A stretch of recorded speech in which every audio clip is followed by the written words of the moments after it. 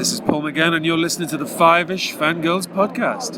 Five-ish Fangirls, I love you, and I'm one of the five-ish. In fact, I'm the biggest one of the five-ish. I am the Sixth Doctor Colin Baker, and I wish you all well. Have fun.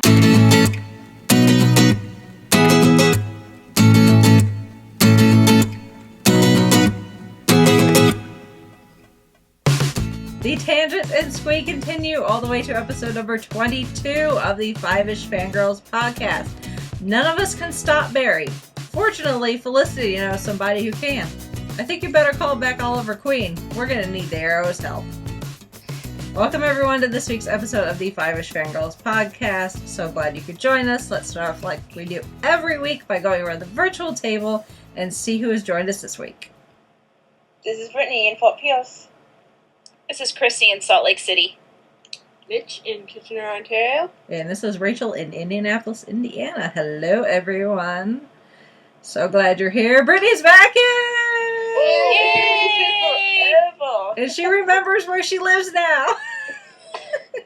She's in a new place. She's gone to warmer climes, although New Mexico wasn't exactly the frozen tundra. No. It was cold. I got snow. You had a little bit of snow before you left, alright. No. And then apparently my mom sent me a picture, apparently a whole bunch of right after I left. So you left just in time. Lucky you. Yep.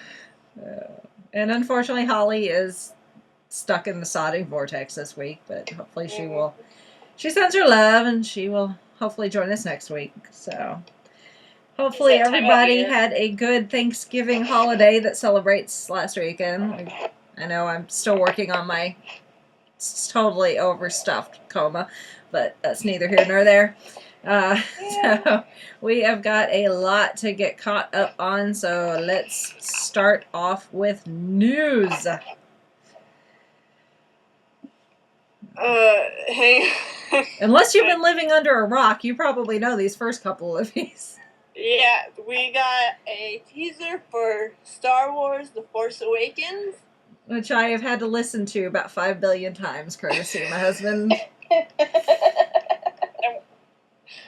It was all just music and images. There wasn't anything said, really. I will say, I did get excited when you first heard the da-da-da-da, and the Millennium Falcon just like, woof! Oh, yeah. You know, I was like, yes, Yes. now this is what I know.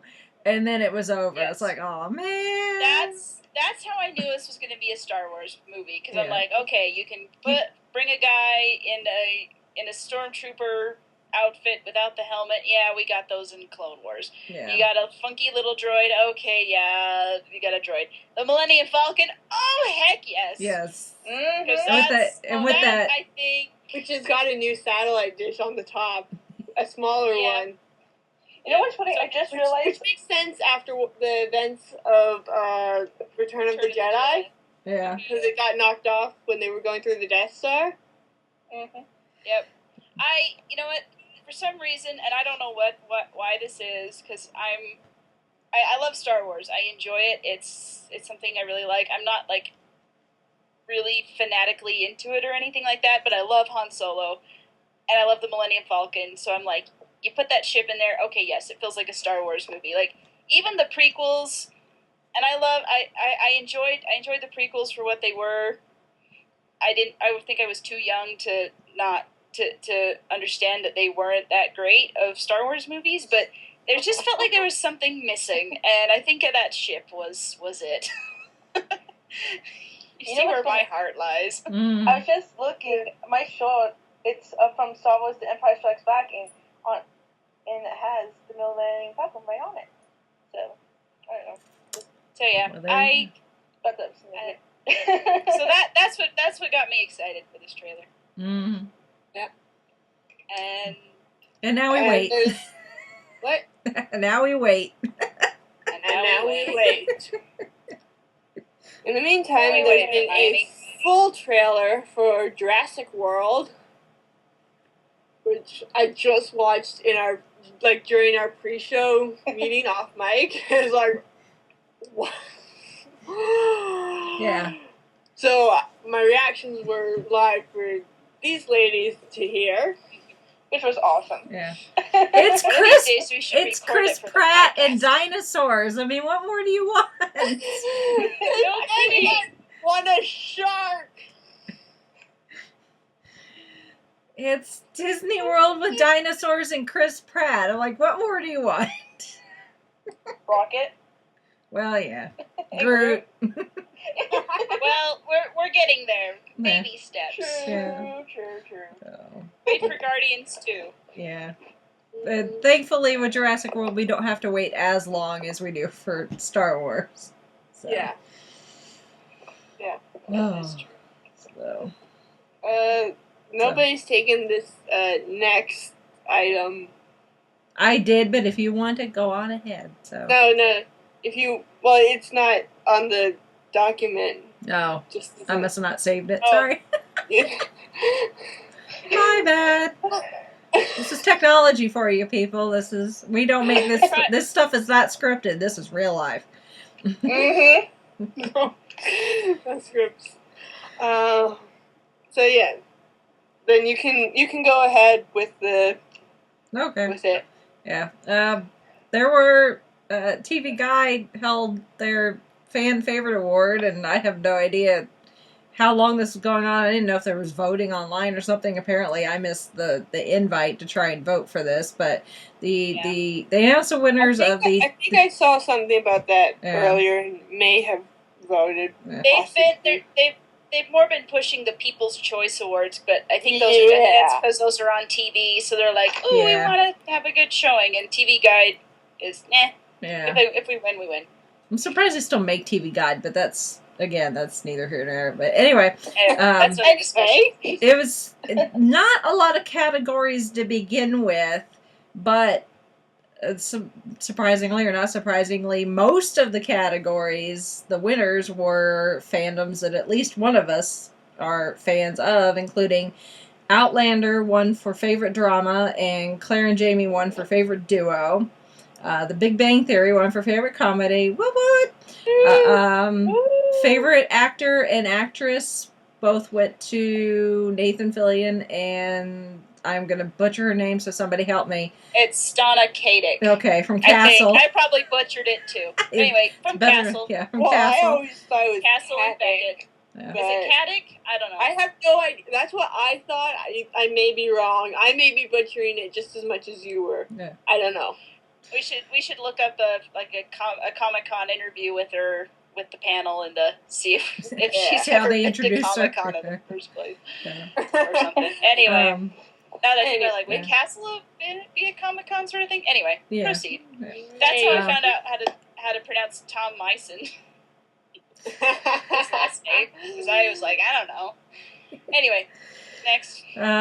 Regina / the Evil Queen from Once Upon a Time won for favorite villain, and Arrow won for favorite sci-fi fantasy show. Obviously, Doctor Who was not nominated or something.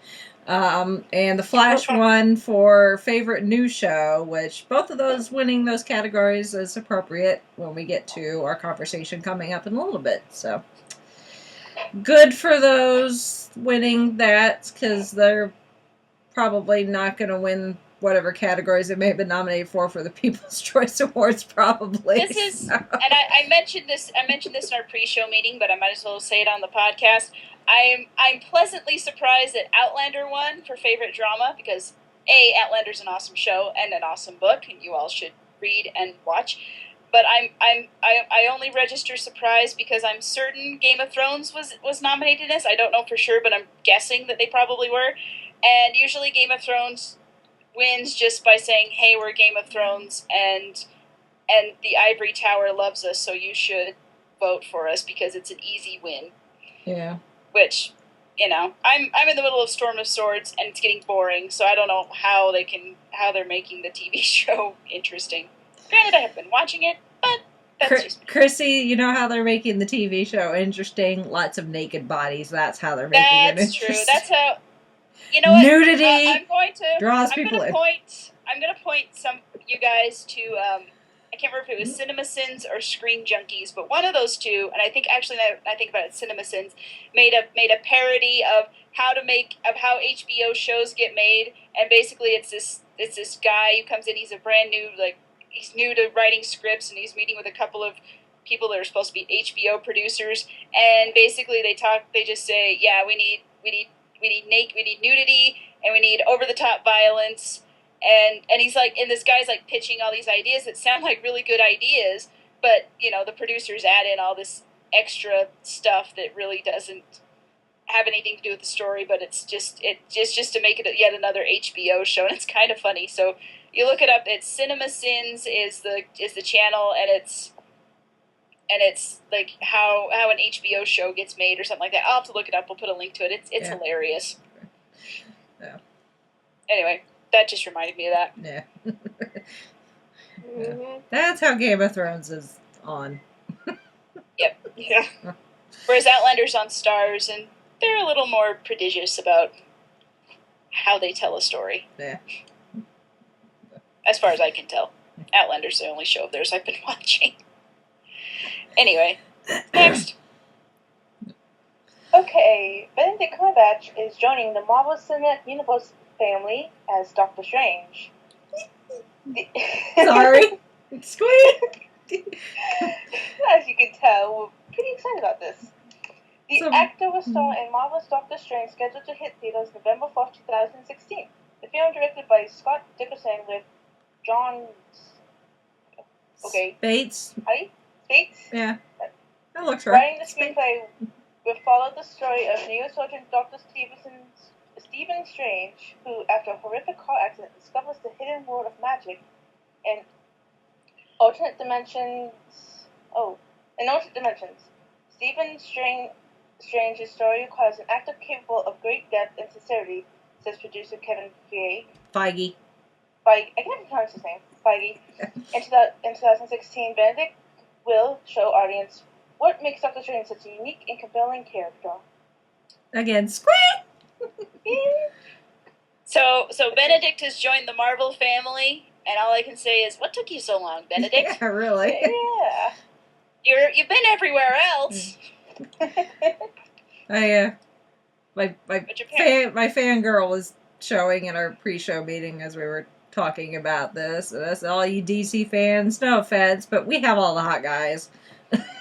The Marvel. Come to the Marvel side. We have the hot men. This is true. Stephen Amell notwithstanding, we love you, Stephen. Yeah. I love you.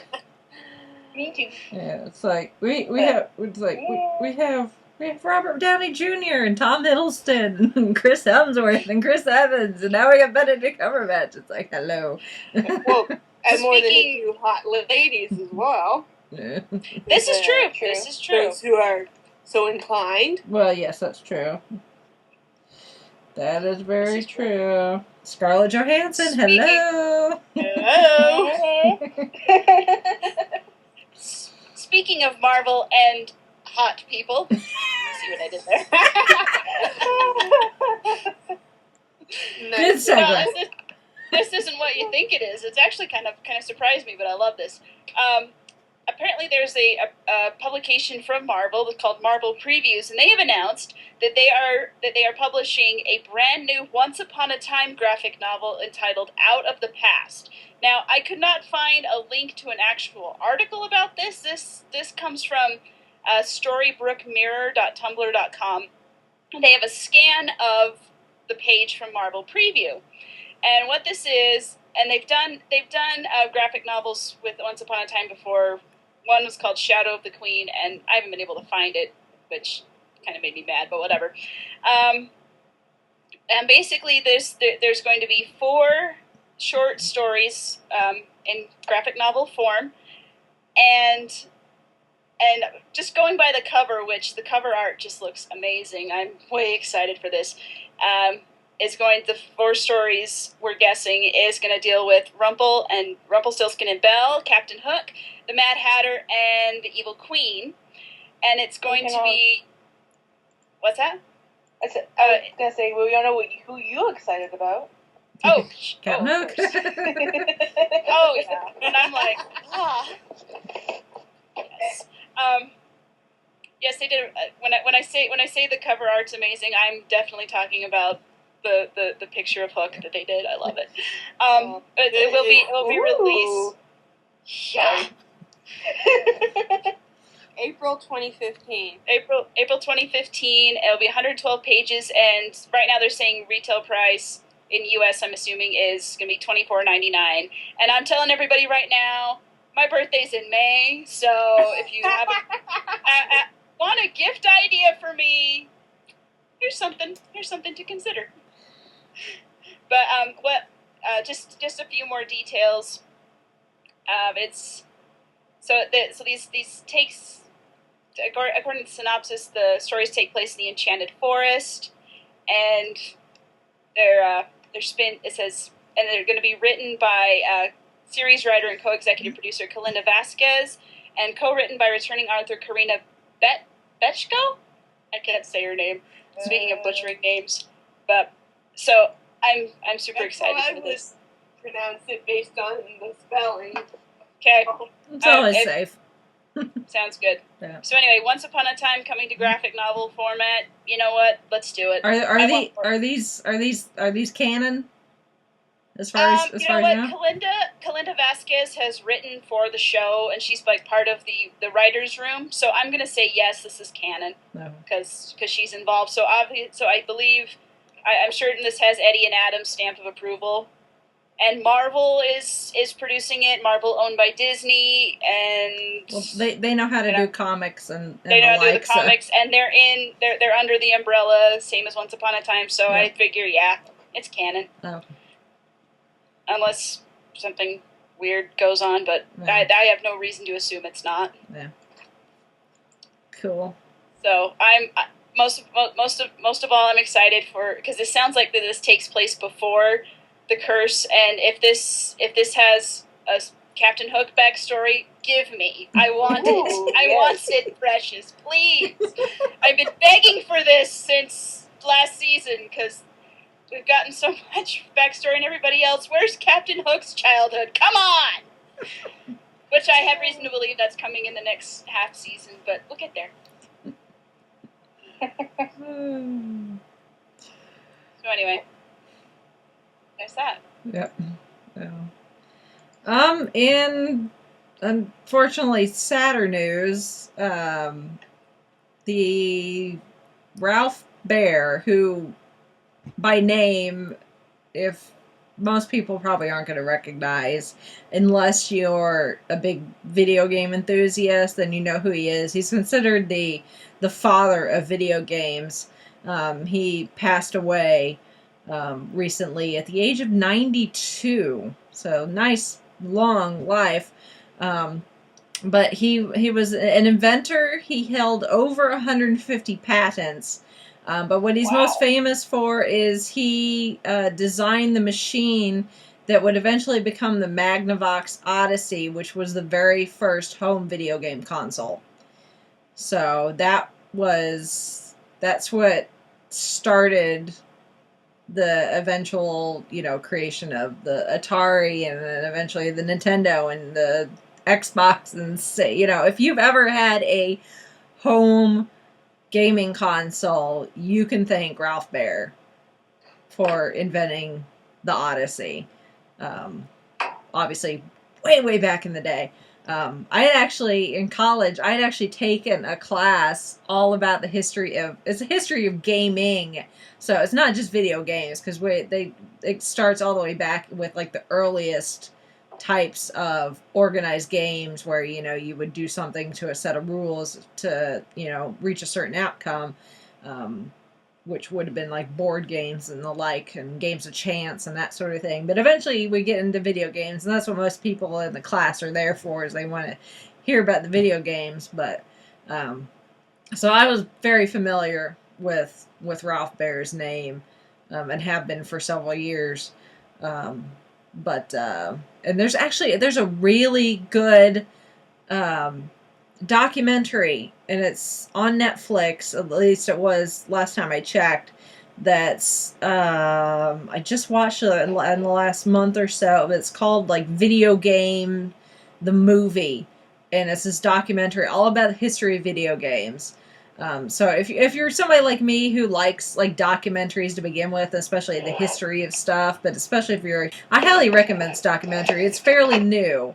But I mean, it's got a lot of celebrities in it and people that are very famous in the gaming culture, like Will Wheaton's in it, and several, founders of various video, important figures in video game history, like Al Alcorn, who was one of the inventors of Pong, and which I've met him once actually.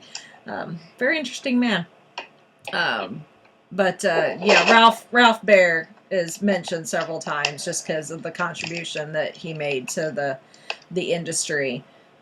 Sad to hear that he's passed, but considering the life he lived a very fulfilling life, and his anytime you pick up a gaming controller these days, you can tip your hat to him.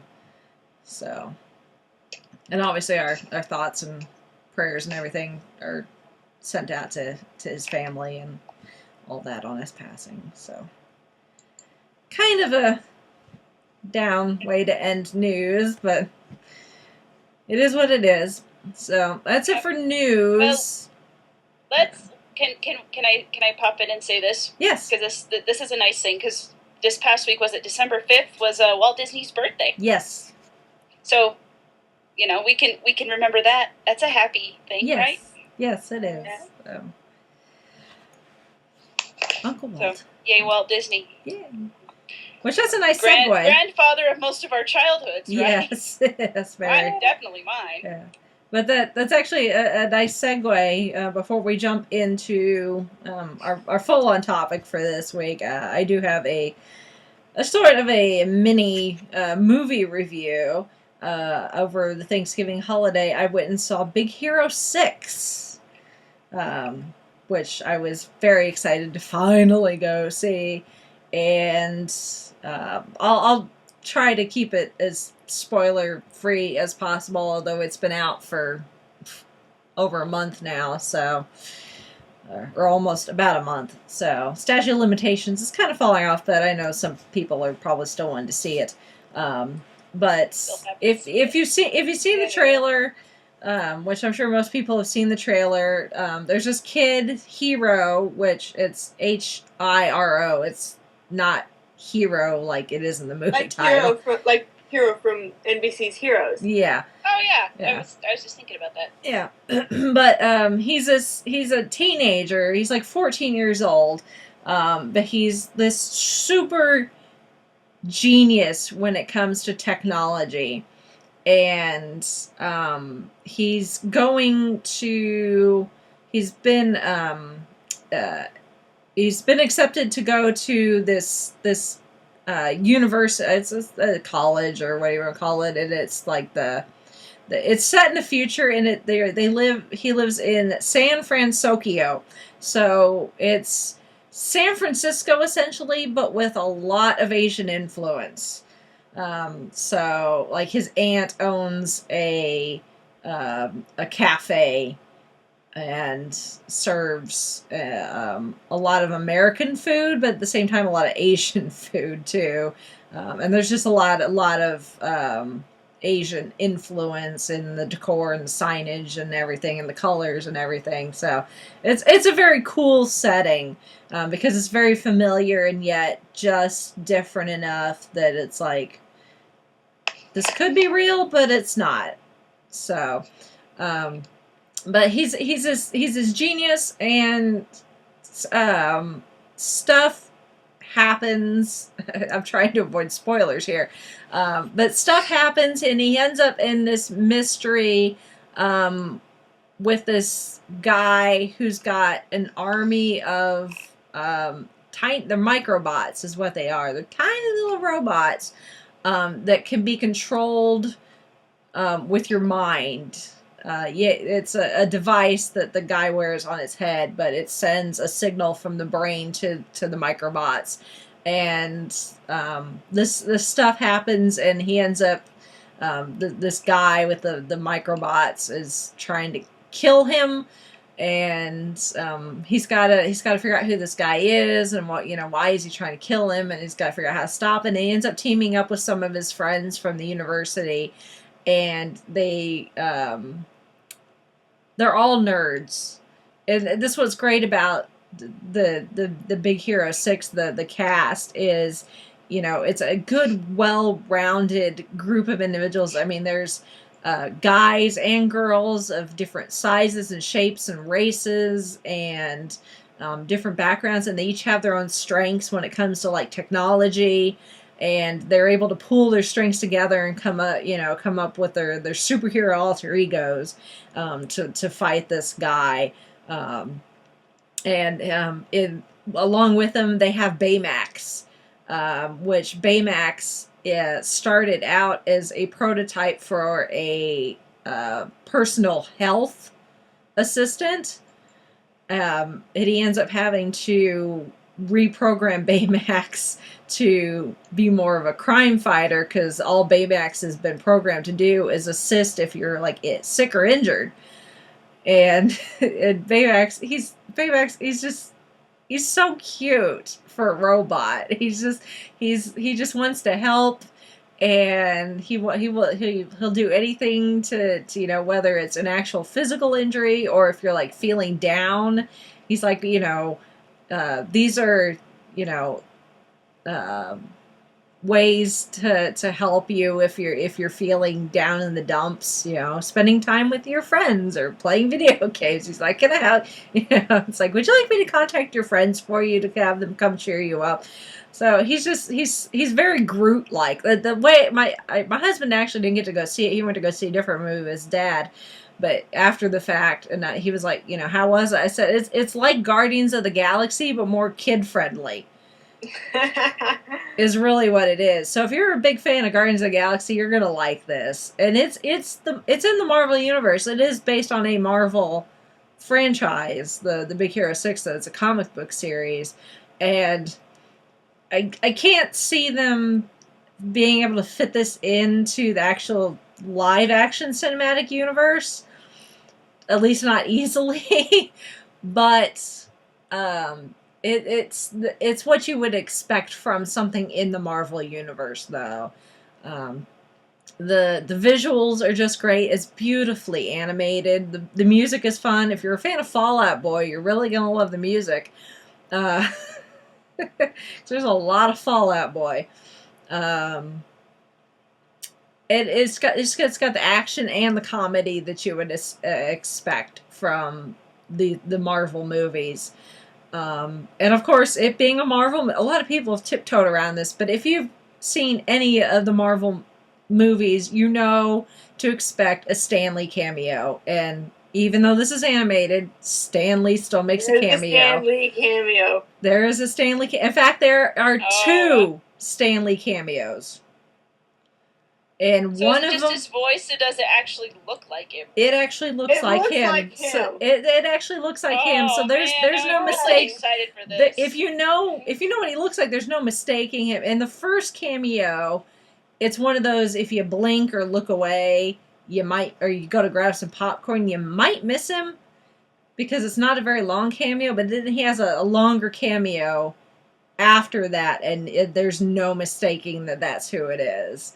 So, and the other thing I will say, because it is also a Marvel, because it is a Marvel movie, stay after the credits. Like 95% of the people in the audience left as soon as the credits started rolling. I think people didn't realize it was a Marvel. Well, I think people don't realize it's a Marvel thing. I don't know they if just it's think because Disney animation, blah blah blah. I don't know if it's because they didn't realize it was Marvel, or the fact that it was so many people, because it's a kids movie, and people are like, oh man, my kid's gonna get bored and doesn't want to sit here through the credits, or what? But stay through the credits, and the credits are kind of long, but it's worth it. But they did. There is a post-credit sequence on Frozen, which I did not know until I got the DVD. So these days you almost have to stay regardless of what movie. Yeah. It is. Yeah, I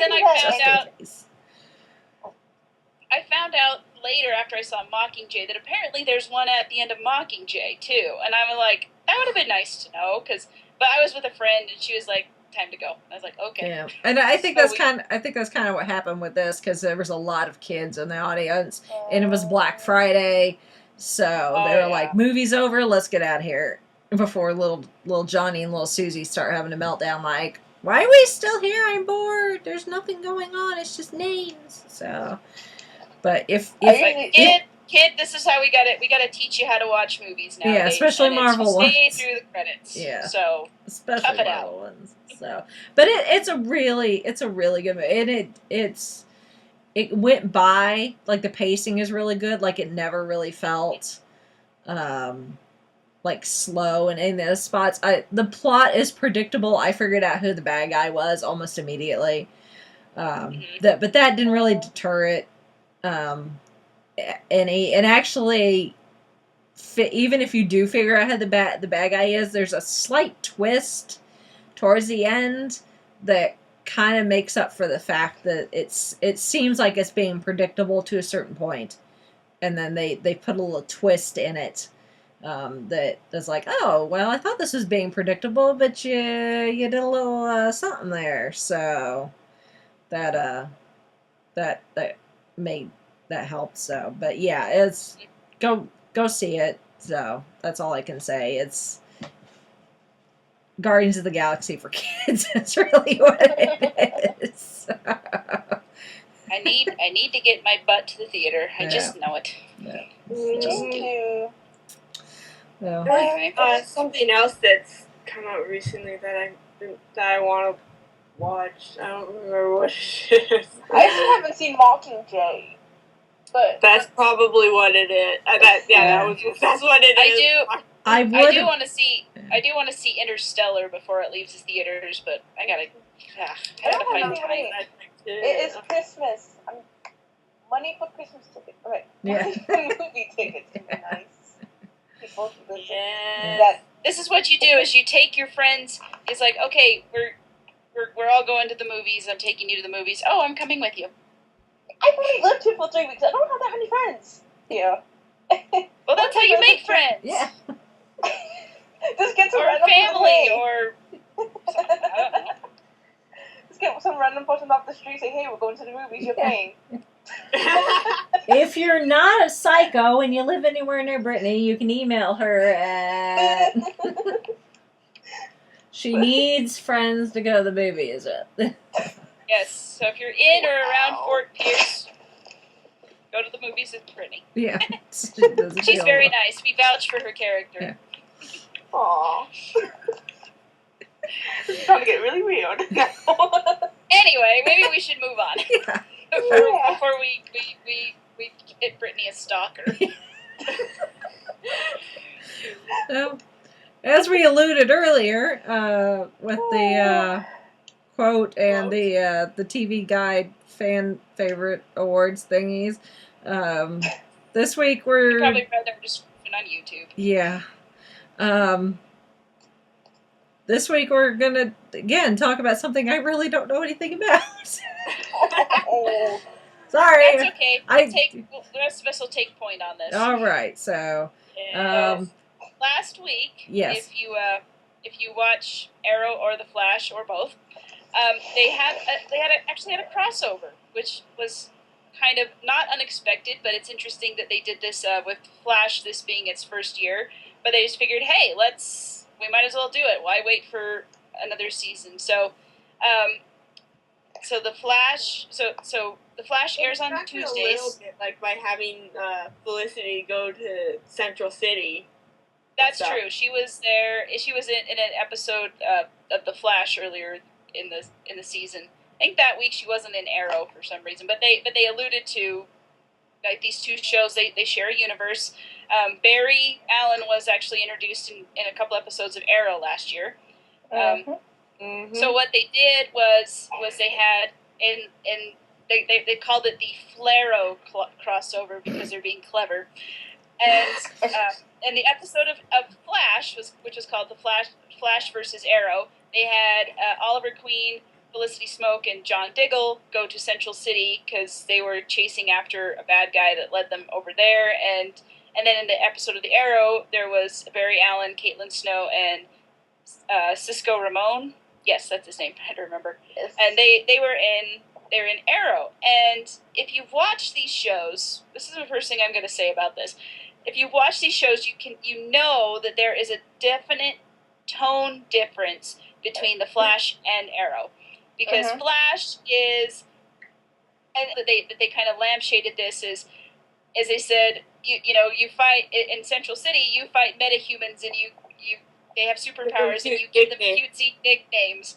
And Arrow is like more gritty and dark and grim, and Yeah, and Oliver's like, I can't be Oliver Queen, I have to be the Arrow, and I can't have a life. And Barry Allen's like chasing after the girl he's got a crush on and has since he was a little kid, and he's like, he's just this happy-go-lucky kind of guy, even though he does have a sad past, and he's had things happen to him. But on the whole, Flash is a very much more lighthearted show than Arrow. Now, it's easier for characters, I think, from a show like Arrow to go to a show like Flash and like let them kind of cut loose and be a little more upbeat. But I was wondering, how in the world are they going to bring the characters from Flash and let them be in this atmosphere on the Arrow? And I think they pulled it off perfectly, and they set the tone by saying stuff like, by drawing that difference between Barry and Oliver, and in that, these characters, like pointing out these characters' similarities and their differences, and having the characters acknowledge them. So I think that was a genius idea on their part to make this crossover work, and to make it, and not just feel like, oh, these guys are just shoehorned in here because, it's the same producers and they want to, this is just a gimmick sort of thing. It didn't really feel like a gimmick, even though it was marketed and advertised and things. So, I really enjoyed it. I thought it was fantastic, and it was just so much fun. It's just a lot of fun to watch, and especially the one that surprised me the most was Diggle in The Flash. Because he was like, the first time he sees Barry running really fast and doing his Flash thing, he's like, man, you're fast. And Felicity is like, and Barry's like, didn't you tell him this? She's like, yeah, but seeing is, or she says, I'm like, seeing is very different than hearing about it. So, I like this comment about Head Start. Yes. I know there were so many good jokes in that one about, and I like that the Flash the episode on the Flash went first, because it kind of introduced this idea that these characters could coexist, and then in Arrow it kind of delved into the more heavy kind of topics that they can deal with and stuff like that, and so I guess we can go by episode and to kind of discuss what happened. So in the Flash, well, let's see, the previous episode of the Arrow, that one ended with a guy with a bunch of boomerangs killing people, and so that's who the Arrow's going to go after next. And so when the Flash, this episode of the Flash starts, and it's called The Flash versus the Arrow, or something like that. Yeah, Flash versus Arrow. Mm-hmm. And you think about it, like, but Oliver and Barry are friends. Why would they be fighting each other? And we find that out in a minute. So Team Arrow is in Central City because evidence on these boomerangs has led them there, and that's when they kind of meet up, and Barry finds out that they're there, and they're and Oliver, he's kind of you should talk about like how like Oliver is kind of introduced into the Flash, because Barry maybe you should investigating. I'm remembering this. Barry's investigating something, and he's fighting this guy, and then all of a sudden, out of nowhere, this guy gets shot by an arrow. Oh yeah, that's right. The metahuman who makes people mad. Oh yeah.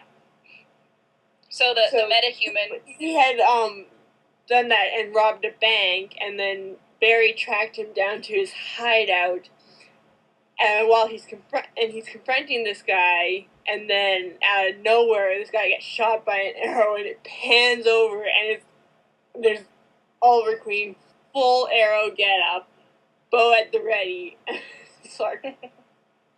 And then it cuts to Felicity and Diggle outside of the city, and they're at this band. Barry runs up, and you hear Oliver Queen's motorbike, and Barry's like, then that's where I gave him a half-hour head start comment comes in. Yep. So Oliver, he's being stoic. Oliver, you can't have fun. Yeah. Fun police Oliver. He's like, okay, Barry, I'm going to teach you how to be a superhero. No fun allowed. No fun allowed. Stop having fun. Sounds like a lot of people in various fandoms I know. Anyway, Ain't that the sorry, I have to give I gotta get my digs in where I can. Anyway, so Oliver, he tells Barry, okay, I'm gonna teach you how to be a superhero, and how to mask your feelings, or to be the very best, and he's kind of got that mentor training thing sort of down, which I think is kind of funny. And so Barry's like, okay, yeah, I want to be a better superhero. So I mean, Oliver does stuff like shooting Barry in the back. Now Barry can heal fast, so it's not that big a deal. But at first you're kind of like, Oliver, what the heck are you doing? This guy's you're kind of friends with this guy, and you're trying to be encouraging and things. And meanwhile, at the same time, you see where he's coming from about Barry being aware of his surroundings. That's true. And because Barry to this point has just been of his surroundings, he wouldn't have got shot in the back. Yes. And to this point, Barry's been very reliant on his speed, and this is, he's like, oh my gosh, I have powers, look at all these cool things I can do, and kind of being very, very show off and flashy, if I may use the term. I'm terrible. And meanwhile, the Central City Police Department realizes that the Arrow is in town, and they are not happy about it at all. In fact, so they're all like, find this guy and get him out of here. He's, he caused trouble in Starling City. We don't want him in our city. And at the same time, all this bad stuff's happened since he started operating. Yeah, the two terrorist attacks. In 2 years or 3, 2 years, and it all started when the Arrow came into town and everything. Never mind that he's stopped a lot of that stuff, but that's neither here nor there. And then at the same time, Eddie, who is Joe West's partner, and Joe is the guy who he basically raised Barry after his mom got killed and his dad got sent to prison. And also Eddie is dating Iris, who is Joe's daughter, and Barry's, well, I don't want to Barrett crush, yeah, but they've been friends since they were little kids. They were raised together. But Best friend likes who her. would like to date. Yes, best friend he'd want to be more. Anyway, Eddie is also asking if he can mount up a task force to go after the Flash, because for some reason he thinks the Flash is a problem, and the chief of police is kind of like, at first he's like, I don't care, whatever. But at the same time, the villain in this episode is, I've heard two names for him. One is the Rainbow Raider, which I think that's the name in the comics, and the other one is Prism. And basically what he does is he can control the colors that people see, I guess, and based on what color you see is how your emotions react. So if you see red, that means you're going to be angry and fight against people and things. And I'm sure there are other range of colors that he can do, but the red is the one that they focus on the most in this episode. And Barry goes to fight Prism, and he gets caught in he sees red. And it changes his perception, and he sees people. actually sounds like the spell of Shattered Sight now that I think about it from Once Upon a Time, which I just saw that episode, so that's why that's on my mind. So Barry, all of a sudden he thinks that, everybody's, he hates everybody and they're all out to get him, and he thinks the worst of all of them, and like he even chews out his boss, and he's just really short with everybody. Well, this causes problems when he's the Flash, and he goes after Eddie.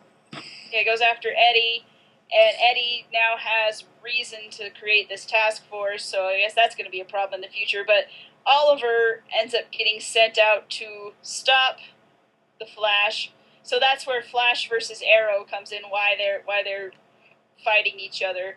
So, and Oliver's trying just to stop him, and Flash, Barry could very well kill Oliver if he got the chance to.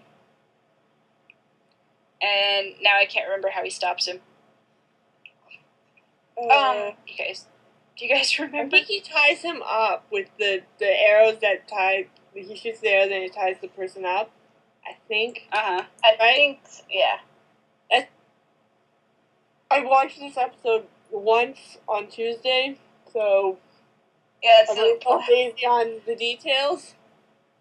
Yeah, I know. Maybe this is a good reason for people to watch the episode so they can find out. Yes, I know. It is on Hulu, so you can go watch it there. Yeah. But anyway, and Oliver, because Oliver stops Barry, and things are fine. I just can't remember how. And then they also have it has Van, because they figured out that if he sees different colors, it'll get rid of the effect from Prism. So Barry ties. Oh, Barry gets a choke, like holding his head, like kind of a chokehold, making him look, and then Professor Wells comes with the West, and they come and they drive in with this van, and the side opens up and flashes a bunch of. Oh yeah, that prism crystal thing, right? And he flashed it in his face. There was like a whole bunch of lights, like rigged up in the side of this van. So they pull up in the van, open the door, flash the lights at Barry, and Oliver is making Barry look at these lights.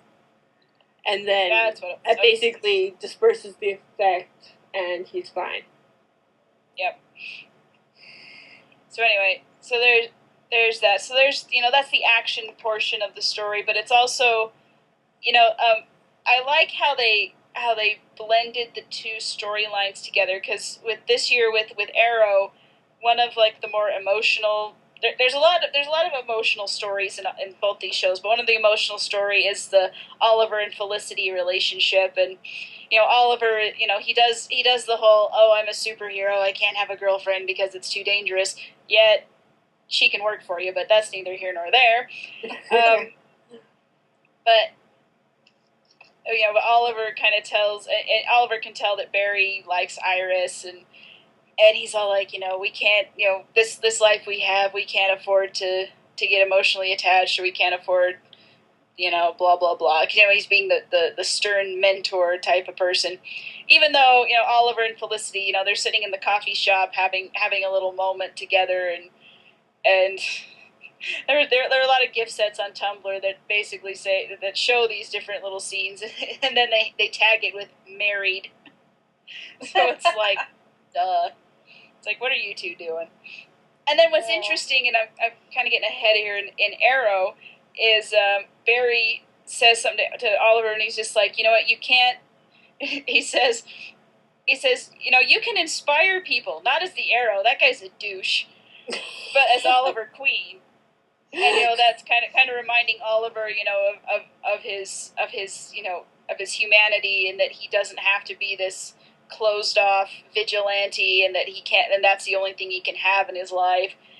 so I think it's interesting that they're bringing out that, you know, these two different facets of being a superhero is, yes, you kind of have you have to keep yourself and the people you care about safe, but you also don't need to lose yourself completely and still have heart and emotion behind your, you know, this wall of strength that you've built up, and trying to be this untouchable, you know, badass who's going up against all the villains and the bad guys and keeping the city safe. But you have to remember why you're doing this, and it's not just because you don't have anything else to do. It's because it's you know, they need something good. And it's interesting with Flash, because I'm watching this show and there's like all these metahumans who get powers because the particle accelerator basically blew up and gave everybody powers. But Barry is pretty much the only one. I think there might have been one other, but I can't remember when. He's the only one that uses his powers for good. It's like, did anybody else good get powers, or are there all these villains who, you know, want to beat people up and rob banks and do all these illegal things and using their powers? Like, did anybody else on the, you know, on who has a conscience actually get powers, or was it just Barry for some reason? To be fair, the one, I can't remember his name, but the one with the electricity, it was kind of more for survival, though. To be fair. Yeah, maybe that was the one I was thinking of. Because I'm like, I swear there was one more that he was. But I thought it was a female, but I don't know, that they didn't want the powers, but they were like out of control and they were hurting people, and I know I can't remember it now. You think with the bomb. When she touched anything, it turns into a bomb. That's who it was. Yeah, because she'd been like a bomb diffuser in the war or something. Yeah, it's been a while since I've watched these episodes. It should be fresh in my mind, because I just mainlined both shows finished them last week, but I can't remember. Yeah, well, that one was a few episodes. That was a little while ago, and they've had, like, you know, breaks in between and stuff, because of course they do. To me, not to me though, because like I finished Flash, I think the Sunday before the crossover. Oh, okay. So it should be fresh in my mind, but it's not. That was last week. Mhm. So yeah, and and then the last thing that really kind of happens is Felicity asks Caitlin to analyze a sample of a DNA sample, because earlier in Arrow, Sarah Lance was killed, and they're trying to find out who killed her. And Felicity, she says she's done all she can do in analyzing the evidence of Sarah's murder, but she's wondering if her equipment can pick up anything extra. And Caitlin says, of course, well, I'll do everything I can to help you find this person. So that's where the episode kind of leaves, and Team Arrow heads back to Starling City, and Team Flash is back in their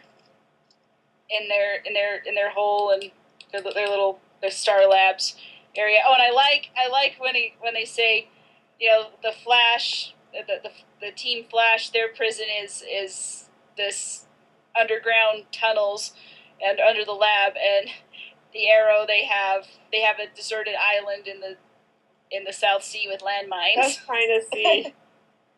South China Sea, that's what it was. Yeah. You like land. Like, we've got, like they were saying about the prison, the in the tunnel, in the ring, in that Star Labs, like, Oliver's got a tropical island with landmines. And they're like, what? Long story. Which, if you've seen that episode, it's like the premiere of season 2. Mm-hmm. Oliver's hiding out on the island, and Diggle and Felicity come to find him. And at the end of season 2, they locked up Slade Wilson there.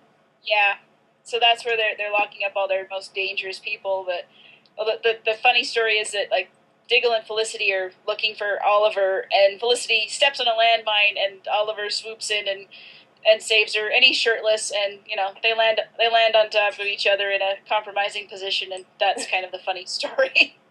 I just love Felicity. She is, as I like to say, she's adorable, and I love her, and what the? What? And I just know she's too cute, and nothing bad happened to her. She is a much needed burst of sunshine in this otherwise very dark and grim show. Which this show, if Felicity, if they didn't have the Felicity character or a comparable one, I don't think I'd enjoy it as much, because it would just be all angst and depression and terribleness all the time. Which is one reason I cannot stand Laurel Lance, because. Yeah, I've never been a big fan of Laura.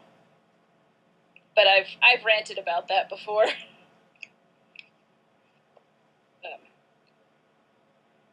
Anyway, so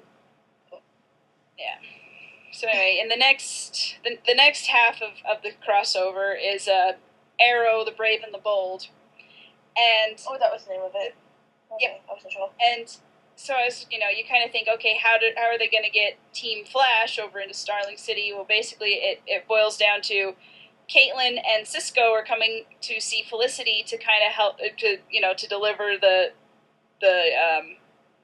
results of what Caitlin's been able to find. No, it's actually they were picking up the DNA. Oh, they were picking it up. That's right. Okay, that's what it was. Thank you for that. And they were, again, Felicity's all... Which Felicity was planning on just mailing to Central City, but Caitlin thought she'd show up in person and get it. Which is very decent of her. And I like Caitlin. She's Caitlin's nice. An awesome character. And Cisco, he's a hoot. I adore him so much, because he's like, I want to see the Arrow Cave. I want to see all your toys and everything. Again, they're like, we don't call it that, and then they totally do call it that. And then they do. So Felicity shows them the Arrow Cave, which is under the nightclub, and Oliver is not happy to see people. He's like, since when do we start giving tours down here and everything? He's just, he's being Grumpy Bear Oliver, of course. But, they're still Boomerang, the Boomerang criminal, and Cisco calls him Captain Boomerang, and Oliver's like, don't call him that. Don't give my villains. Don't give my villain cute nicknames. And so it turns out this Captain Boomerang, which that's what I'm gonna call him. I think that's the name in the comics, but don't. It is, yeah, it is.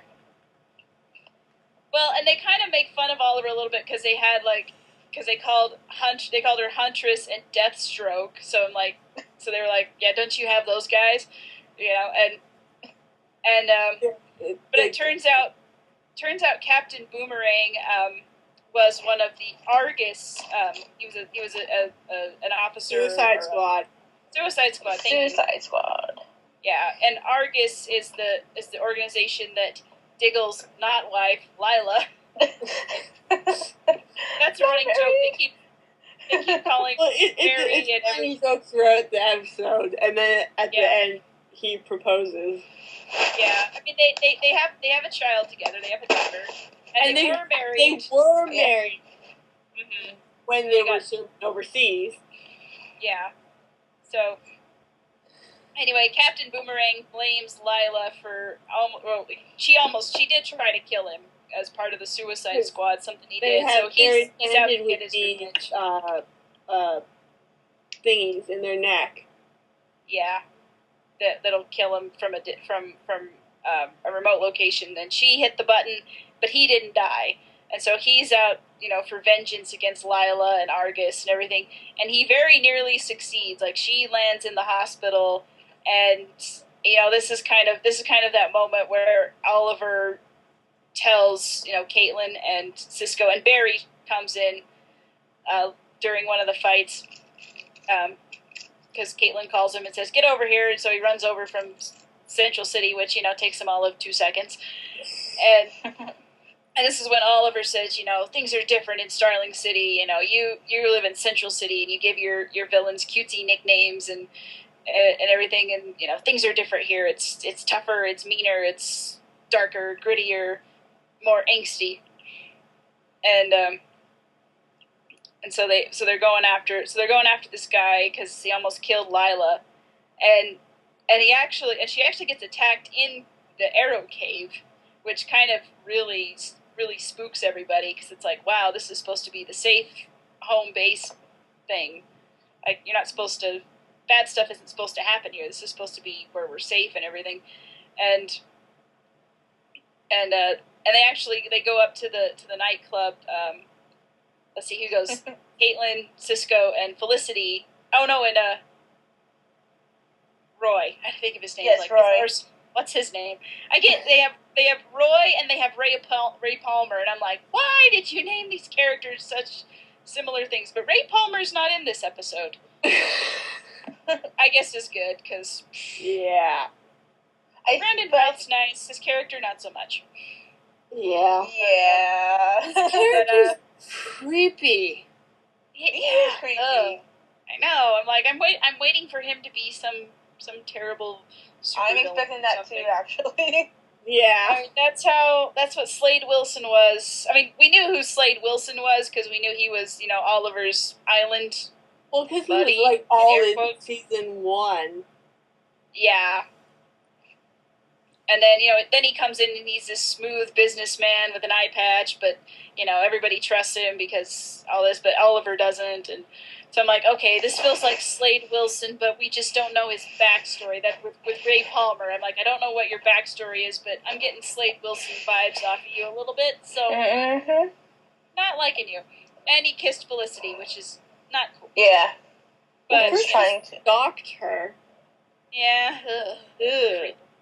Yeah. She deserves so much better than him.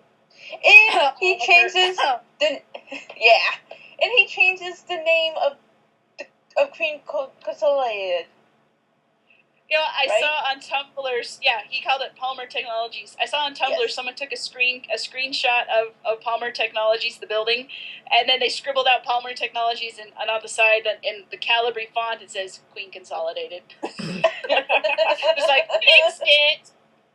Nice. Anyway, Ray Palmer is not in this episode, but Thea Queen is, and Thea is Oliver's half sister that we find out later. But that's another soap opera for another day. And she owns the nightclub that the Arrow Cave is beneath, and so Roy, Felicity, and Caitlin and Cisco are up in the nightclub while like Lila's in the hospital, and they're just kind of like, crap, Lila's in the hospital, this sucks. Well, And they, just got when this. when Barry speeds into town, he runs right by her. Yes. Oh yeah, that was great. That was a good way to. And I was kind of thinking that was going to be the only Thea moment. Yeah, I thought but then she shows up again and Cisco, and she's serving him drinks, and she's like, "What happened?" And they're all like, "We don't want to talk about it." And she walks off, and Cisco goes, "She's cute." Who is she? And Felicity says, "Oliver's sister." And Roy goes, "My ex-girlfriend." And he's like, "Okay, well, off limits." Which you want to talk about. At least one thing Arrow has going for it, and it's got a lot of things going for it, but one thing I like about it is when there are funny moments, they come at right at the time you need them, like just to kind of break the tension and to break up the angst a little bit. And I think that's one thing that played really well with the Flash characters being in this episode is they used them, for a little bit of comic relief, and also to kind of bring a little bit more heart and emotion to the show, and just a little a little glimmer of hope, I guess, is what I want to say. And so so Oliver and Barry are they're Diggle is he's mad as all get out, because I'm like, this is his Lila got attacked, and this the mother of his child, and possibly wanting to be a little bit more, well, they are together. I don't know how to describe this. It's complicated. It's more but of it a doesn't need sort of common law type thing. Like they live together, they have a kid together. Yeah. They're they were pretty much married with and it not being written down or whatever.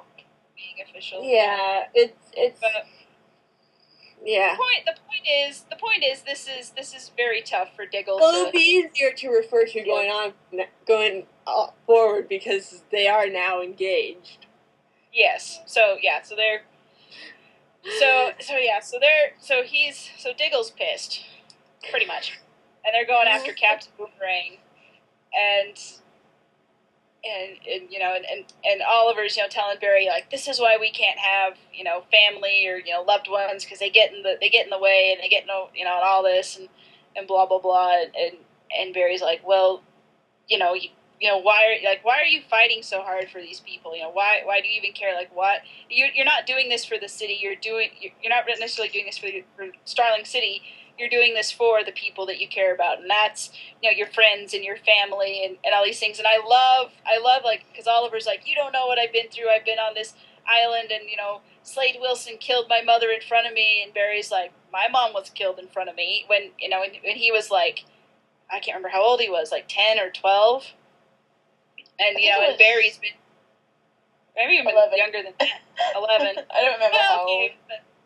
But he was a very young kid, and his dad got sent to prison, and Barry insisted that he knew that his dad didn't do it, and he was trying to convince him, and the police didn't believe him because the way his mom was killed was by someone with powers similar to what Barry has now, and so Barry, I just love how that line just comes in. He's like, yeah, my mom was killed in front of me too, and like don't hide behind your tragedy and make that define you. Because Barry is he's just a very upbeat and positive person, and just he believes in the impossible, and he's a very hopeful person too, which I kind of like that message of don't let your past define you, and don't let the things that happen to you, however terrible and awful they may be, you have a choice of how you're going to respond to these things, and I kind of like that this is something that this is a message that Oliver is getting at this point because if you want to play the game of who's the most miserable and who's had the most tragedy in their life, Oliver Queen is going to beat the crap out of you no matter what on that count because he has had some pretty terrible things happen to him. But I like that Barry is reminding him of the good things that he has, and he does have some very good things still in his life. And Diggle and Felicity are on that top list. And he's mending his relationship with his sister, and he's doing the best he can by with all this stuff. And so I think, and maybe that's beyond this being part of a marketing gimmick by making these two shows, like crossing these two shows over. I think it's also showing how much character growth these characters can have by seeing each other reflected in the other. If that makes sense. Seeing like, how do I become a better superhero? Barry can look at Oliver and see experience and what he's been through, and Oliver can look at Barry and be like, he's not letting these things, these tragedies, get in the way of living his life and trying to live a full and complete life. And he doesn't hide behind his mask, his superhero mask, in that I'm going to sit here and brood and be sad kind of thing. And I think that's a very important and hopeful message to have, just on a wide scale level. I don't know. It's just kind of something I thought about. You guys have any other input or ideas? I had something and now I lost it. I'm sorry, I'm long-winded. But in the end, I mean, they defeat Captain Boomerang. He gets sent off to the island, and Lila's going to be okay. They're in the hospital, and she and Diggle have a moment, and Diggle proposes, and so they're going to get married, and it's Oh, awesome. I like the "you only call me sweetie when you want something." Oh, yes.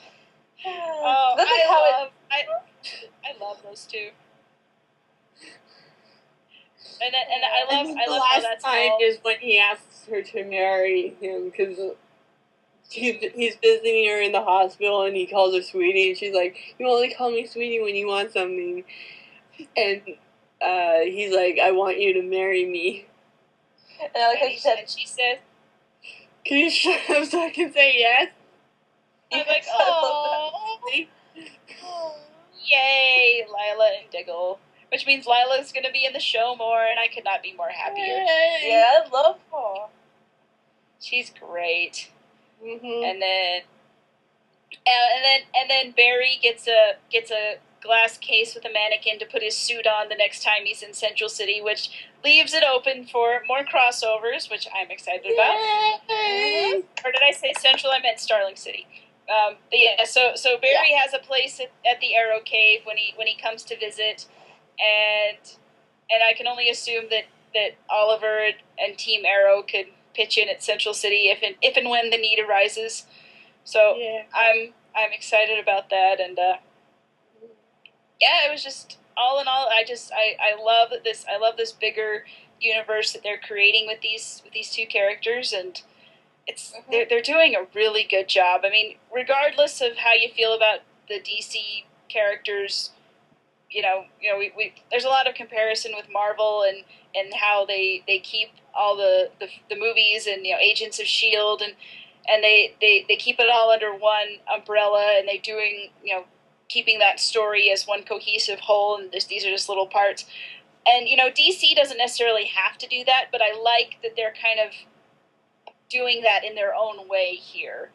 And I mean, there's a Flash movie announced, and they've got it's going to be it's going to be its total differently own thing because there's another person playing the Flash. Anyway, but I just in this It'll one probably little corner later, his life or a different version of the Flash, because there's like 3 different Flashes in DC's stuff. Right. Yeah, and I get that. Barry Allen, there's Jay. There's a bunch. There's at least 3 different guys who go by the Flash within the DC multiverse, I guess. Yeah. At different points in different universes, different costumes to a certain extent. Yeah. So I'm not expecting DC to be Marvel and to make it this whole big universe under one thing, but they're for this little corner of it, I think they know what they're doing here, and you know what, they've got a good start. They've got a good setup. So for their first crossover, A+. I loved it. And prior to before I saw the crossover, I saw on Stephen Amell's Facebook page. He does a lot on Facebook, just interacting with fans and stuff like that. And he does just like little informal Q&As. Well, this one he did a video Q&A because I guess there were a lot of questions and things. And so if you want to watch that, it's about 20 minutes long, and it's just him, like just in front of his computer and talking to, like people type questions, sending them to Facebook, and he also has a campaign, which I think it's over by now, but it's the F Cancer, where he was selling T-shirts with his face, and he had a Post-it note that had F, a ribbon, CK, cancer, and it's his face, and he's pointing to the Post-it note. It's on his basically his profile picture on Facebook, and he's selling those T-shirts, and I guess they've made a lot of money to send to cancer foundations. There was also a family-friendly version if you didn't want the F word on your shirt, or a bleeped-out version, but it said, "Cancer, you have failed this city. Sincerely, Captain Amell." I Yeah, because I saw where he was soliciting ideas for, you know, people who wanted a family friendly version of it, and that was one that got used. That people, or a variation of that got used a lot, so they did that. So I'm sure that there's more information. I didn't really get into it. I should have. I feel like I dropped the ball on that one, but I think it. And he was talking about how they've made so much money with this whole thing, and I think it's because his mom had cancer. And I mean, she's still alive, but she's still, you know, dealing with that. So I think that's why he was inspired to do this, which I think is fantastic. I love it when actors, celebrities, and you listen to him talk on his Q&A on his Facebook page, and he's just like, he's someone. And I wish I'd have known this, because he'd been at Salt Lake Comic-Con last September, and I didn't even go meet him, and I'm really kicking myself now that I didn't, because He was at Fan Expo Canada in August, and I didn't do anything. So yeah, well, I wish I had. I'd even started watching Arrow by then, but then I was like, you know, he was only there on the Friday and Saturday, and I feel dumb that I didn't go meet him, but now I wish I had. So hopefully they'll get him back again sometime, and I'll get to see him, and I'll be like, because he's. I mean, if you really should follow him on Facebook, because he does Fan Art Friday, and he has a lot of really good interaction with the fans. So like, even if you never get to see him at a convention, there feels like, and it's a lot more. I feel it's a lot more meaningful than on Twitter. That's on Facebook, and he does a lot of really cool stuff, and he's a really awesome guy. I mean, I can't get enough. I really enjoy following his page. So follow Stephen Amell on Facebook. You will not be sorry. And he's fantastic, and he's a great ambassador for his show and for the Flash as well. Like, because he was talking about when, speaking of the Flash movie, like, they announced the Flash movie like around the same time as the Flash TV show was premiering, and he was like, it was like, I don't care that you're doing a movie, but don't announce it at the same time that the TV show is just getting started, because the time frame that when it's getting started is so important for, you know, ratings and getting picked up for another season. And he was like, you know, he's very loyal to the people that he works with and works for, and you can tell that he's really proud of what he does. And I don't know, you just can't help but admire that in a person. Yeah. So anyway, it's not just a paycheck for him. Yeah, definitely. And I think that shows in his performance and the performances of the whole team, because I saw another video of Emily Bett Rickards, anyway, she plays Felicity, and she had a video up doing a sort of a Q&A, and she's kind of just being silly and goofy, but it's like she's just having fun with it. And I'm like, gosh, I love these people. I love that I mean, you hear so many stories of celebrities who are just jerks and, you know, and don't care about the fans or care about anything like that. Then you hear people about Stephen Amell and Emily, and I'm like, and I'm glad you're in my favorite shows. I'm glad that you're cool people who do these things that I can feel good about admiring and looking up to. Yeah. So anyway, that's the Flash and the Arrow crossover, and I think they did a great job. I want some more. Go for it. It's like a small, tiny little detail that I really liked, how the title screens, how they mixed them. For some reason, I like that. Oh, yeah. I know. With the Flash, they had the arrow flying through, and then with Arrow, it was the lightning. The lightning. The lightning bolt. I love it when they can they can do cool stuff with the logos like that. And there was one earlier with Arrow, because with the title screen, what it does is, like, it has the word Arrow, and then there's an arrowhead behind it. Well, one episode, the villain was Cupid, and she fights with arrows, but they have hearts on them. So the arrowhead for that one, it was a red heart-shaped arrowhead instead of the usual green one that they have on the title card. In season 3, they've had the one with the. It's been different than past seasons. Like, Yeah, I think they have season they have a one, new it was one. that one that Oliver brought back from the island and gave to Thea, and then there was the regular, like, just a green arrowhead, and then there's one with writing on it or something. Yeah, I think the big one. Chinese. Yeah, the bigger one with the Yeah, kind of strange, kind of oddly shaped. yeah, I know what you're talking about. With the mid-season finale coming up, I wonder if that has to do with Ra's al Ghul and the League of Shadows, or the League of Assassins. What's it called? League of Assassins. Thank you. Where did I get League of Shadows from? I have. There was a character maybe named I made Shadow, but she wasn't part of the Assassins. Maybe I don't know. Maybe I made it up. It sounds like a cool name. It's from somewhere. I know it's from something. I don't know what. I'll have to Google it later. I don't know. But anyway, so yay Arrow, yay Flash. Yep.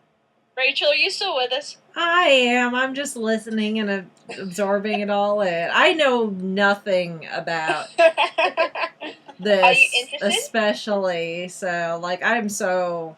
No offense to the DC folks, but Marvel has my attention. Marvel has so, your heart. Yeah. I understand. So. I understand. That's kind of the reason why it took me so long to actually, like, I didn't start Flash until, like, right before I moved. I mean, not Flash, Arrow.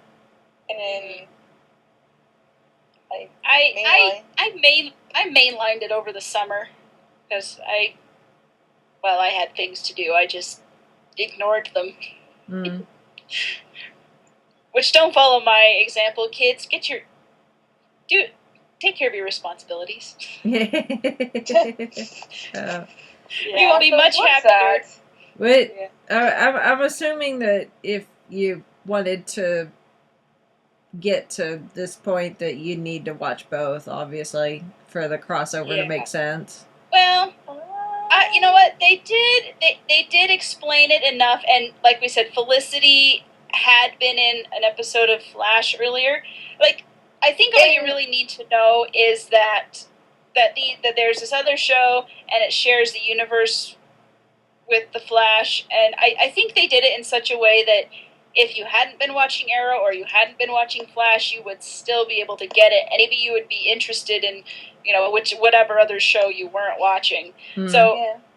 So, like, people were like, oh, I need to get caught up with this other show in order to enjoy this crossover. Well, yes and no. If you wanted to and you had time, you certainly could, but even if you weren't caught up, there was enough information. I got caught up on both too. Like, I got caught up on Arrow too. Like, when Flash started, I got caught up on. Like, I made sure I was caught up on Arrow, and like that would get. And then if I missed a week, I would make sure I watched both shows. So I made sure I was up to date on both shows anyway. Mm. Yeah. So, I mean, what was I going to say? I don't expect that people who are watching one or the other two had to get caught up, because I think there was enough information. Arrow and you want to get caught up on Flash, it's not terribly It's easy. difficult. Yeah. Yeah. Flash, you want to get caught up on Arrow, it's a bit more work. Yeah. Well, I think at this point, you'd probably just have to watch season 3, maybe. I don't know. But anyway, maybe it's good impetus to get more fans one way or the other, and maybe some people feel like they could be fans of both. I wanted to get caught up on Arrow because I heard that there's the whole backdoor pilot kind of thing in season 2, and I wanted to see that. How many seasons are there of Arrow? We're This in is the the third third season. Okay, so it's not a whole lot then, unless it's one of those where it's like 20-something episodes a season. It is. It is? Uh-huh. Yeah. It's an American show. Okay. 22, 23. Something like that. 24 maybe. Somewhere in We'll there. see. I may give it a shot. We'll see. If I find a lull. Which I'm bound Well, to. we I'm are gonna have to about to watch go- something. I'll have to watch something on Sunday we're nights. almost on the winter hiatus. Yeah. For all of our shows. Yeah. Yeah. I'll say I have to watch something on Sunday nights from Once Upon a Time's on hiatus, so And Uh, yeah, well, Is it yeah, the everything's gonna be on hiatus here in a couple of weeks for or about so. a month here. In about a Yeah. week, yeah. Well, but at least with Agents Even of Shield, Flash we Arrow get is Agent gonna be Carter, like- so my like, Tuesday nights are still booked with Agent Carter. So That's true. I won't need Agent, something for Agent Sunday. Carter. Oh night. yeah, Agent Carter is gonna be on Tuesday. Why was I thinking it was gonna be on Sunday? No, it's gonna be out. She's have gonna no take Agents of Shield slot, so that's already booked. But That's I don't. right. I'll need something for Sunday night. So Well, Although- I'll watch Arrow. awards season is coming up, so those are usually on Sunday nights. So we What shall is? Oh yeah, awards. That's right. Yeah. Award Wasn't season there is another upon us, show that was folks. gonna premiere in the January time, or am I thinking of something later on? Sleepy Hollow. Sleepy Hollow's coming Well, back. I meant a January new show, 5th? like Agent of Carter is in January. Wasn't there another show, or am I thinking farther ahead in the year? I know that Gallivant thing's gonna be on ABC. That's taking Once Upon a Time slot, which I'm kind of like on that. But that's only maybe it'll be- only like a mini series though. Yeah, I think it's like only 4 Yeah. episodes, I think. But I was thinking Okay, of I don't something know. else that I can't remember. Which I may give that a shot. So it looks kind of Monty Python esque, and it's got Yeah, weird. It's that's what got I was Weird thinking, Al it's in like- it. I'm like, what more do you really want? So Yeah, I was looking. I'm like, I think this is like Mel Brooks meets Monty Python. yeah. Maybe it'll be interesting. Like I said in our little chat, I was like saying it looks like it'd be a fun, silly little romp.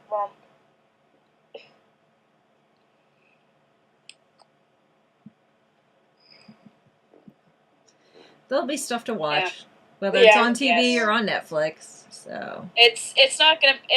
I mean, we call it hiatus, but there's always something to watch. yeah. And Yeah. I've recently really gotten into Sleepy Hollow, and I'm really glad that I don't have to wait till March for that one because the way they left it, I was like, don't make me wait 3 months. Oh, it's back in January. Phew. Okay.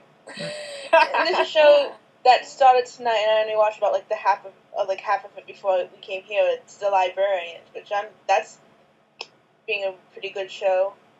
Yeah, I was kind of like, you guys have been talking about it and talking about it. Yeah, it sounds really good. I don't have time for another show. And then I saw Yeah. a commercial for it, and I'm like, damn it. I've seen posts on Tumblr about it, and I'm like, oh, I need to watch this. It is like 3 Well, movies that that's why I was like, I saw the commercial, and I'm like, I'm gonna end up watching this, aren't I? yeah. Well, and then some of my librarian colleagues have been posting about it. I'm like, oh yeah, we got to do this. And it's This is based off, happening. well, not really based off, but there's like 3 movies that TNT did, and And they have Noah Wiley in them or something. yes, he's That's the what main character in the movies. Okay. And this one is taken 10 years after the first movie. I don't remember how long each other movie was from it, but there's like a lot of hints to the movies, but it's like something you don't need to watch movies if you don't have the time to. Okay. It's just a good like background, I suppose. But But, it's not necessary to enjoying the show. Yeah, I'm really Okay. like I said, I'm only about it's they did like the first 2 episodes tonight, and I watched the first episode, and then like about halfway through the second episode, and I'm enjoying it so far. And I think they only said it's only 10 episodes. I don't know if that meant that like it's just that's how long it's gonna be, or is it just for the season? But it's enjoyable. Okay. I recommend it, even though I've only seen the first half of the series premiere, I suppose. I don't know. Well, that's what's supposed to get you hooked on it. So, you know. Mhm. Okay. I'll have to hunt that down. Anyway. Alrighty then. Well, I guess unless somebody has anything else to add, we'll sign off. Well, let us sign You know off. what I realized earlier? We actually have our schedule planned out further in advance than we usually do. Yeah. Yeah. Because I was listening to Traveling the Vortex, and we're only releasing, and they were talking about their schedule up to the end of the year. I'm like, they usually have a little bit more. Yeah. I think that they talk about when they're like what's coming up on the schedule, Yeah. and they're like, and I realized we have till the end of the year planned out. Yeah, well, Should we there's not announce much what more our left to the end of the schedules year. are like? We're talking 3 weeks, We'll but figure it out. yeah. Well, we actually But to be have. fair, we don't usually plan for the next week, so. Yeah. Yeah, we usually fly by the seat of our pants here, so. Yeah. Yeah, but this time we've got till the end of the year planned out, and that's Yeah. I like that. So Should we announce at least what we're doing next week? yeah. So Yeah, So if people want to send in feedback, yeah. which So you can do at the 5ish Fangirls podcast.blogspot.com. or you can find all email our us information 5ishfangirls@gmail.com. But Yes, that yeah, too. next week right now we're planning on doing a 2014 fandom year in review. So we're gonna talk about the highs, we're gonna talk about the lows, we're gonna talk about the good, the bad, the ugly, the sad. If it happened in fandom in the last year, we're gonna try and cover it. So be prepared for a possible doozy. Yep. And, yeah, keep your tissues handy. Yeah. Or maybe that's just me. Well, like I said, good, bad, and ugly. So And we want to hear from you. If you have any input of what what were your your fandom year in review was, what you thought of highlights, anything that you saw, heard, read, experience? let us know. Experienced. And it could be something personal, at a convention you went to, so and you met somebody, or a great movie that you saw in the past year, or book or something, We want If you went to Disneyland, write in so we can be jealous. Yeah. So that's on the docket for next week, and we'll leave the rest of the year for surprise for now. So. Yep. We go a week at a time here. Yep. So now you know. We know, knowing but is you're half not the gonna know. So just in case something changes. Yeah. So, Go Chrissy for quoting G.I. Joe. our schedule is wibbly wobbly, timey-wimey. So. Yeah. We're not as set in stone as the Vortex boys are, and Yeah. that's the way we like it. Yeah. Well, it works for us. That works we like for it. them. We do something different. Yeah. Anyway. Alrighty. So with that, I think we will sign off for this week. This is Brittany in Fort Pierce saying goodnight. This is Chrissy in Salt Lake City saying good evening. Mitch saying goodnight from Kitchener, Ontario. And this is Rachel in Indianapolis, Indiana. Good night, everyone.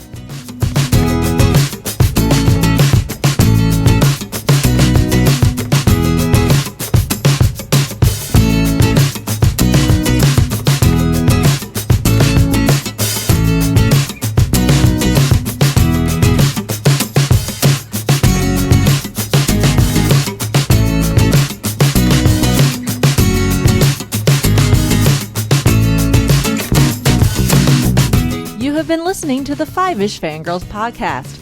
Any and all movies, books, games, and other forms of media mentioned are owned and operated by the respective copyright holders. No copyright infringement is intended or implied.